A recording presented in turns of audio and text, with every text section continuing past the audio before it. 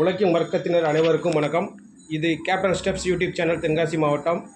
நாம் இந்த சேனலில் அமைப்பு சாரா தொழிலாளர் நலவாரிய பதிவுகளை பார்த்து கொண்டிருக்கோம். இன்றைக்கி ரொம்ப ரொம்ப ரொம்ப மகிழ்ச்சியாக இருக்குது. காரணம் என்னென்னா, நீங்களே பாருங்கள்.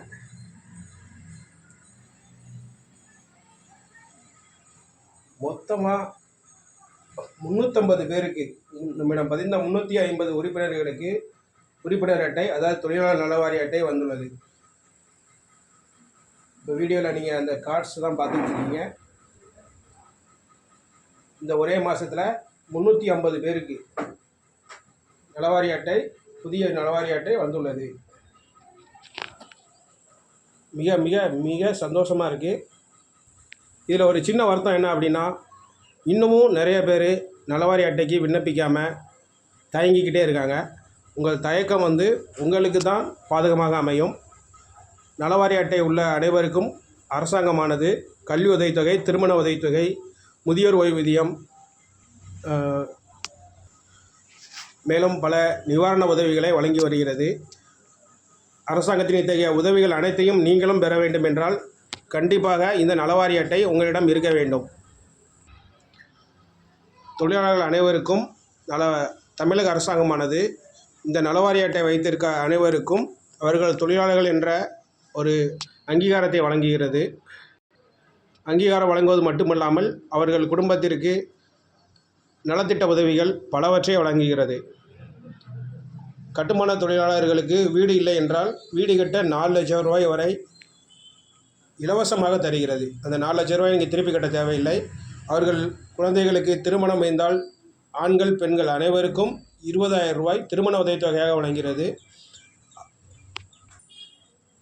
6ஆம் வகுப்பு முதல் 9ஆம் வகுப்பு வரை வருடத்திற்கு 1000 ரூபாய் கல்வி உதவித்தொகையாகவும், 10, 11, 12 படிக்கும் மாணவிகளுக்கு 3000 ரூபாயும், கல்லூரியில் படிக்கும் மாணவிகளுக்கு 6000 முதல் 8000 வரையும் வருடந்தோறும் கல்வி உதவித்தொகை வழங்கி வருகிறது.